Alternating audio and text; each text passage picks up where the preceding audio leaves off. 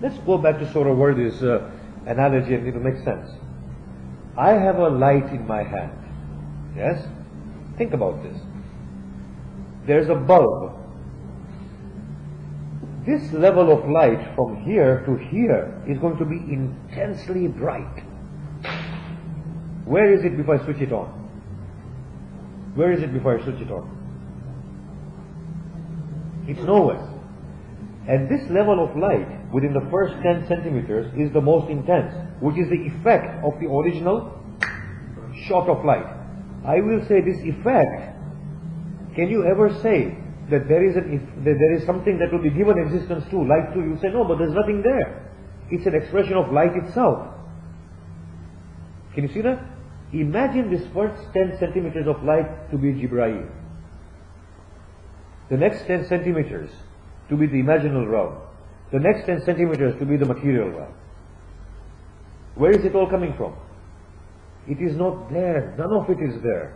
It's just when I switch on the light itself expresses itself and unfolds itself again and again to express Gabriel, to express the imaginary realm, to express the material realm.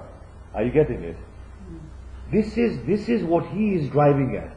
That the effect is not something up to which existence is given, because there is no effect independent of the cause itself.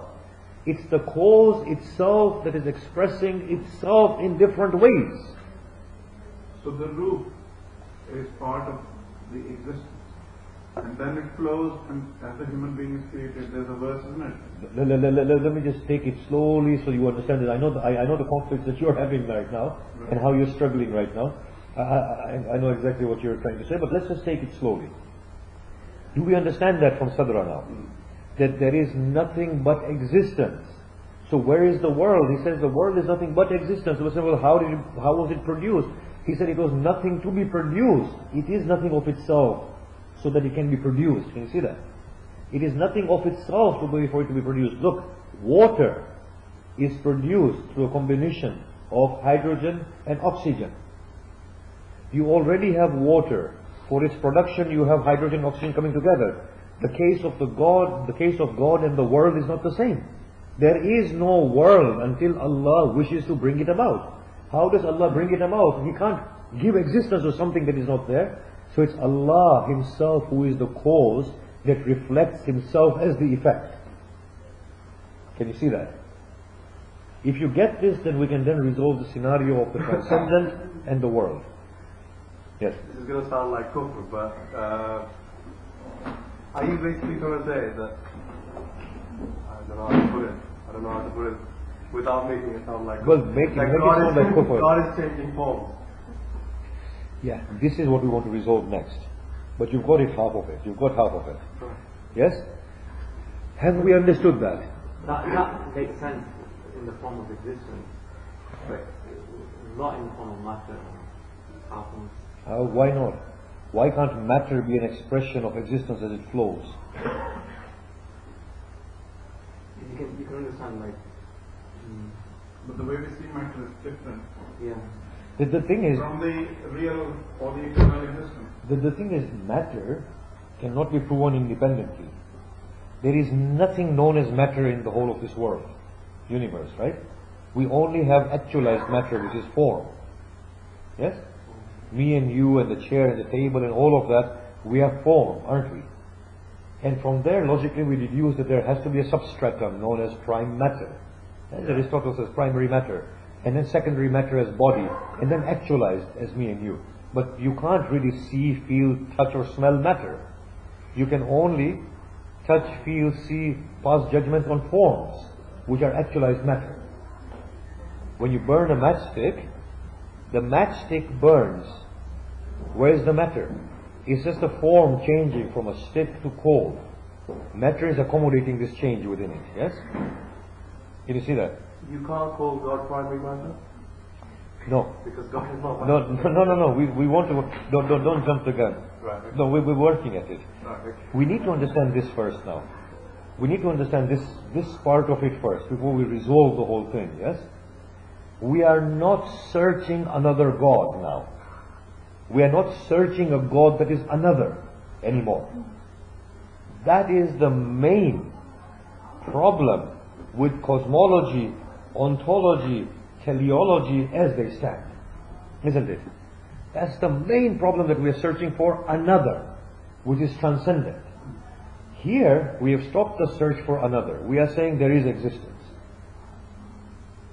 Existence in its aspects is contingent. So it must stem from something else. This something else that it stems from, is it another? This is where he differs. He's saying, no, it's not another. It is itself. But that's tantamount to saying Wahdatul Wujud. Yeah, absolutely. Absolutely. Let's just work through this. Because Sadra was giving philosophical expression to Ibn Arabi. Ibn Arabi is Wahdatul Wujud. Yes, even though Ibn Arabi never used the term Wahdatul Wujud, yes? But his school is described by that. So what he is saying is that this another is not truly another, it is itself. It is itself. Let's look at some of his other deliberations before we come back and revisit this particular issue. He is stating existence as existence. He says, look, you will see human beings, you will see animals, you can work in categories, you can work in species, genuses, you can work in substance and accidents. Basically, you can categorize the whole world and say it's either substance or accident, whether it's material or non-material. But he says, take the world as the world itself, as a whole thing, as a whole thing. We are in this room. It is in this establishment. It is in Manchester. It is in UK. It is on Earth, for example. It's in the solar system. It's in Milky Way. It's in this three-dimensional universe. It is then intertwined with the five-dimensional universe. It is then such, it is then such, it is then such, it is then such. Work up, work up, work up, work up. Go to Gabriel and beyond, and you say, okay, now, this is the entirety of existence. It in itself now, we are asking. Existence in itself, does it have any category? We will say no, because categories are only yielded by contrasts. Existence as a whole has no contrast. It is nothing but existence. Does it have a beginning? No. Beginning is with the parts of existence, not existence as a whole. Can you see that? Is it originated? You know, all of these things fall into perspective. All of them. Is it eternal? It is eternal because time is a product of the world, of material world. The world itself as a whole, or existence as a whole, doesn't have a time. Can you see that? You see the way he's thinking.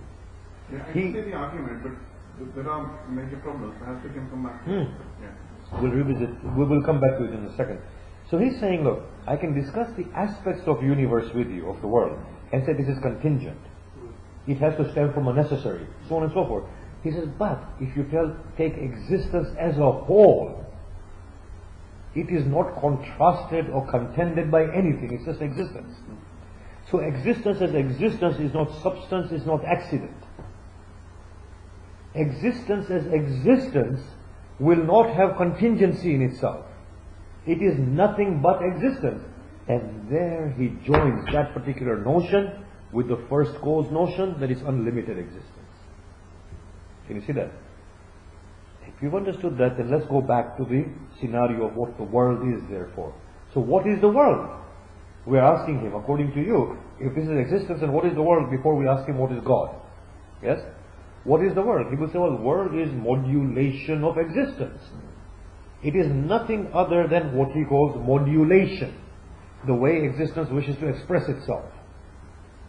I am a modulation. The three-dimensional universe is a modulation.